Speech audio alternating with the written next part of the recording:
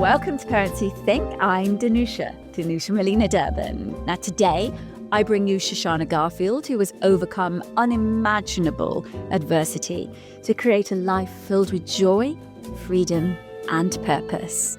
Shoshana is a survivor of childhood torture and sexual abuse, and she's here today to share her journey of healing and reclamation. We'll be exploring the long-term impacts of trauma, the power of self-compassion and forgiveness, and the importance of reclaiming your body and your sexuality. There won't be any graphic descriptions of abuse and torture, don't worry. To be blunt, Shoshana's mother sold her as a child to sadists in support of her drug habit. And in her own words, Shoshana is really okay now. Now get ready for an inspiring conversation which I hope leaves you feeling empowered and hopeful. Here's my convo with Shoshana. Welcome to today's podcast. I'm so excited. Me too. It is such an honor and a privilege to be here with you. Listeners, I'm going to cut straight to the chase with Shoshana. How many years were you tortured, raped, beaten, punished? It really depends on how. Okay, so the active stuff with those sadists, Yes. that concrete bit was about a year and a bit, somewhere in there. Now, I continued, obviously, to torture myself for a very long time afterwards with all my post-traumatic stress, right? Yes, it's an enormously important distinction, isn't it? The active piece of this was that stretch of time, the reverberations of it within. Oh my God, I'm assuming decades. Decades. Yeah, decades. And deeply grounded into your very cellular memory. Yes. And that is where that habit, that neurological universal habit of those reverberations is what makes my story universal. The details, no, obviously not. But the embodied experience of trauma is the embodied experience of trauma. It's the same way for you. It's the same way for everybody listening. It's the same way for mice. It's the same way for elephants. Shoshana says trauma is trauma, that the embodied experience of trauma is universal, but geez, I can't hang on to my next question, so I don't. What was your mum doing, for fuck's sake? Bless her. Exactly. Apart from getting high, I get that. This is not judgmental. Yeah, I want to be very explicit that your grounding here is kind. You know that you can say, bless her, and I'm not going to go, what do you mean, bless her? Blah, blah, blah. She was evil, blah, blah, blah. No. She made heinous choices. Yeah. But she herself had a lot going on to make those choices the best possible ones for her. That we're talking about this within a context of really knowing everybody's always doing the best they can with the resources they've got and their framework of understanding. If someone's convinced they're broken and it's hopeless, then they're going to act through the lenses of that, through the filter of that. She was in immense pain. She was in immense, overwhelming pain that she couldn't see any way out of. And she was strategizing as best as she could. And it's really important to make a distinction between the person and the act. There was a criminal element to this, of course, and a psychological innocence. And let's face it, as mothers, we screw up, right? Oh, on a daily basis. Maybe hourly. So being able to have a framework that separates that out, no matter what. If I'm going to be judging her as a perpetrator, then I'm judging me and I'm judging every mom on the planet.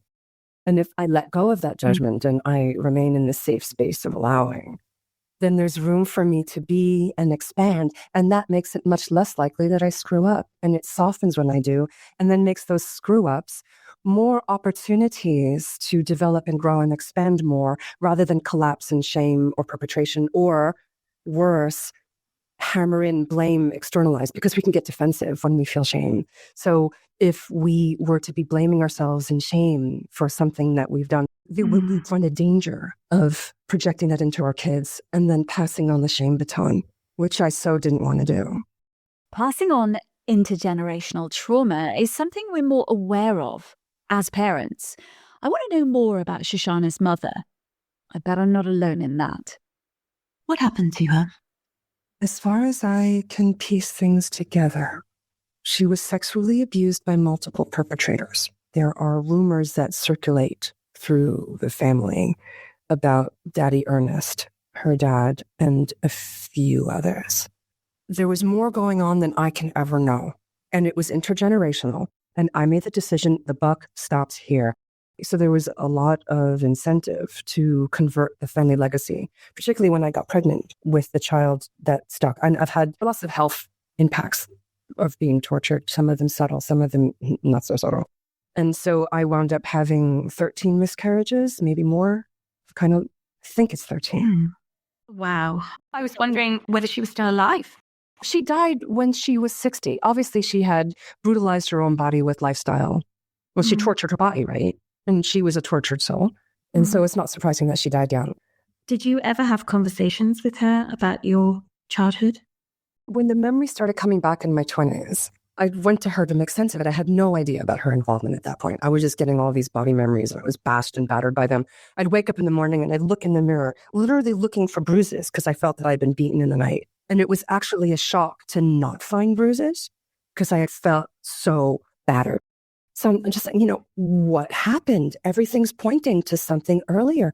She's like, what kind of mother do you think I am? What kind of child are you? You're a terrible daughter. Those kinds of things. Completely unsupported. And I'm like, oh, right. Okay. I'm going to have to go somewhere else for my answers. And where did you go? To learn to trust me. Slowly, move back into my body. The body was dangerous territory. Reclaiming that inch by inch by inch. And eventually reclaiming my clitoris. And all of that juiciness. And I mean, that's, again, decades. Yeah. Easier said than done. But relentlessly done. Like, one of my superpowers is relentless kindness. Oh, that's a wonderful superpower to have. And one that I think quite rare in women. I developed it with myself first because I had to. I mean, it was so extreme that I needed extreme resources in order to climb out of that. We're talking about that little 4-year-old. Yeah. Being so used. Yet you have created magic and made that, you are an expert on torture, aren't you? Yes, of all sorts. What a gift. What a hilarious gift. I've worked clinically with people who have been tortured. So I'm an expert in all kinds of torture that's perpetrated in all parts of the world in all kinds of circumstances. And I've got my unicorn mug here that says, stay magical. It is magical. It is. It really is. And it's what we do with our, the cards we're given to play, our experiences. It's what we do with them. And I know that's such a trite thing. Let's stay with the metaphor. I think it's like, well, I got dealt a really crap hand. The decks were really stacked against me. When I first started doing public speaking on this stuff, when people would come up to me and tell me how extraordinary I was, I would get kind of irritated. It's like, you're totally missing the point if you think I'm extraordinary. The whole point is that you are amazing and you can make the choices you truly want, and to slow down, make room for you. That's the whole point. Come with me as we segue from cards we're dealt to sex. I was sex addicted in New York in the early 90s, and I escaped virally everything. That is amazing. I didn't catch anything, not HIV, not chlamydia, not gonorrhea, nothing. That is just an absolute miracle. How did you come out of the sex addiction? I moved from New York to the UK. I was in a monogamous relationship with who was to become husband number 2, but I still had all my addiction issues, and that really tore us apart. Like, I can't even say I know who he really was because I had so much of my own trauma in the way. But, we both tried. And then moving on to husband number 3, I discovered energy psychology after I'd met him. I'd already had the memories. I was already recovering. By the time I met him, I was still in therapy. I'd been in psychotherapy for 25 years. 25 years. That's a long time. It's a really long time. And it's a lot of money. And, there is where I developed the courage to be self-reflexive, to just say, okay, what's going on with me? To own my shit, vulgar as it is. And to change my relationship with shame, and to know that I'm bigger than that rather than be swamped by it. So we switched perspective places in that sense when I was in therapy. And my husband, he adored me. He adored me. I had never been adored that way before. What I didn't realize that being adored was being pedestaled. Yes. It was contaminated from the start. I had no idea at the time. But then I discovered energy psychology. I was beginning to be able to access really the authentic me, whatever that is, that we can't put in words. I love being adored, but I didn't want to be adored and pedestal anymore. And he couldn't shift. As it became clear that we were moving apart, he got more and more frightened and controlling to try to keep me up on the pedestal and keep me. And of course, that's not going to work. So I became homeless. So I had my PhD. I was jobless, on benefit, sleeping on someone's floor, and I'd never felt so free in my life. Wonderful. Yeah. And then back to Sasha and clitorises. Sasha is Shoshana's husband, by the way. And Sasha was really committed to my having an orgasm. So he read a book, how to make that happen. And it was not easy. I had a lifetime of walling that off. It's about 45 minutes of attentiveness to me alone. 45 minutes. And then the walls came down and the bugles blared. Walls of Jericho came down, and they've been down ever since. By reclaiming the clitoris, it was like a doorway into the rest of the body. And then as the torture relief and the healing and the cellular memory releasing kind of expanded and spread, I was able to reclaim the whole body to the point now, and then with the Tantra as well, and the Tantra exercises, to the point now where orgasming is so easy. We had a count a couple of years ago. We stopped at 111. But this circles back to the point where it's like, I am not extraordinary. Every woman listening to this has an extraordinary body and an extraordinary clitoris, assuming there hasn't been any FGM. But even for people who have had female genital mutilation, there is capacity for the entire body to become a clitoris. Yes. Yeah. But it's only when you allow yourself to move into your body, to really own your body and own that juiciness, that becomes possible. And that requires deeper healing. And moving into the body and owning the body is part of executive leadership development. Wendy Palmer, Embodied Leadership, I think it's called, I forget exactly, talks about how there are 3 tasks a really great leader needs to do. One of them is owning the body, being really in the body, and the others are also the same for trauma relief.